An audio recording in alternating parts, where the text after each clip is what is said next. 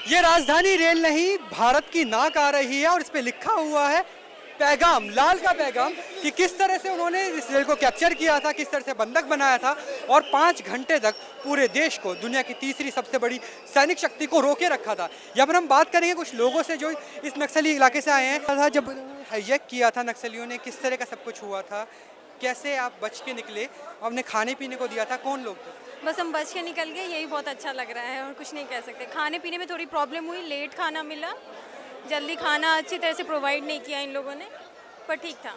जिस तरह से नक्सलियों ने आपको जंगल में रोका था, आपको कैप्चर किया था, दहशत हुई कि ये लोग आपको मार सकते, आतंकवादी, इस तरह की कोई भावना आई? ये वो आम लोग थे, लड़कियां भी थी, औरतें भी थी। बाद में बहुत डर लगा था कि ऐसा कुछ हो सकता है, पर बाद में जो उनका बिहेवियर था उनसे लगा कि नहीं, सब कुछ ठीक है, वो हमें कोई नुकसान नहीं पहुंचाएंगे। इस लाल टेल में लाल मैसेज भी लिखा हुआ है, लालवाड़ा का, नक्सलवाड़ा का। इसमें सिर्फ पैसेंजर ही परेशान नहीं हुए थे, वो लोग भी थे जो अपना काम कर रहे थे। मोहम्मद, आप हमारे साथ हैं। जब सब कुछ हुआ, जब एक बार रोका था, आपको लगा था कि अब तो जान गई? नहीं, कोई उम्मीद नहीं था हम लोगों के बचने का, क्योंकि उन लोगों ने गाड़ी रुकते के साथ पथराव करना शुरू कर दिया। फिर उनने शीशा तोड़ के इसी कोच से B5 से ही एंट्री किया अंदर। एंट्री करने के बाद उनने बोला मैं नीचे आग लगा दिया हूँ, आप लोग को जान बचानी है तो नीचे भागो।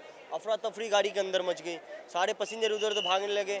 फिर हम लोगों ने सारे पैसेंजर को किसी तरह नीचे उतारे। नीचे उतारने के बाद उन लोगों ने मुझे कोई नुकसान नहीं पहुँचाया, बट जो इस तरह के लोग थे वहाँ पर, औरतें ज़्यादा थी, आदमी ज़्यादा थे, हथियार क्या थे? मतलब AK-47 थे, तीर कमान थे, कैसे हथियार थे उनके? 50% महिला थी उसमें, और उनके पास तीर कमान, और तकरीबन 2-2.5 हज़ार लोग जो बैक साइड बैठे हुए थे उनके पास हथियार था।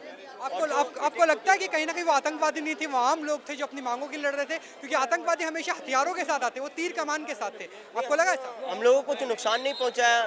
वो मेरी तरह थे, वो कुछ मांग रहे थे, वो कुछ मांग करना चाह रहे हैं वो सरकार से।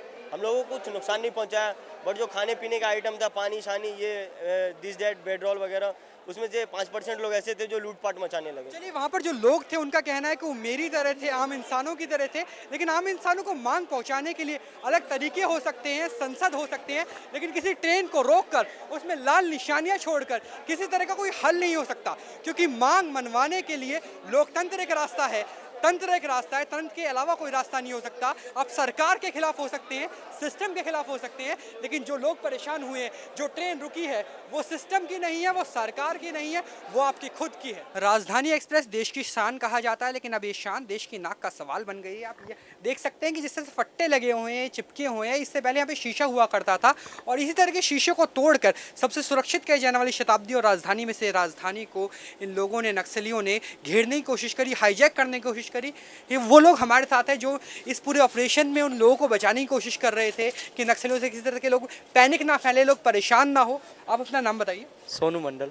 सोनू, ये बताइए कि जब उस टाइम ये हुआ था, जिस तरह से कुल्हाड़ियों से और तीर कमान से के सारे लोग अंदर आने की कोशिश कर रहे थे, तो क्या सब कुछ था? लोग कितने परेशान हो रहे थे? क्योंकि बच्चे होंगे छोटे, वहाँ पर औरतें होंगी, कैसे सबको आप रेस्क्यू कर पाए, कैसे बाहर निकल पाए? सारे डर रहे थे। उसके बाद सारे अपना अपना सामान, वो लोग बोल रहे हैं आप लोग बाहर निकल जाइए नहीं तो आग लगा देंगे। उसके बाद सारे अपना अपना सामान लेके धीरे धीरे नीचे उतर गए। नीचे उतर के बोल रहे हैं आप लोग यहाँ बैठे हैं, हमारे साथ चलिए। वो लोग जाने बोल रहा था, लेकिन पैसेंजर यहीं बैठे थे। उसके बाद कुछ देर बाद बोला आप लोग ट्रेन में बैठ जाइए। राजधानी को इसलिए रोका गया क्योंकि वो राजधानी यहाँ की दिल्ली तक खबर पहुँचाना चाहते थे, दिल्ली तक अपनी मांग पहुँचाना चाहते थे। लाल सवाल का, लाल सलाम का हमारे पास सिर्फ एक ही जवाब है, जहाँ पे सब यात्रियों को दिया गया है, वो ये है लाल गुलाब। लाल सलाम का भारतीय जवाब, अहिंसक जवाब, क्योंकि ये माओ का मुल्क नहीं है, ये गांधी का भारत है, जहाँ पर लाल गुलाब ही शांति की निशानी है और इसी से दिल जीते जाते हैं। दिल जीतना ही यहाँ का जज्बा है। दिल्ली से राहुल डबास, जनसंदेश के लिए।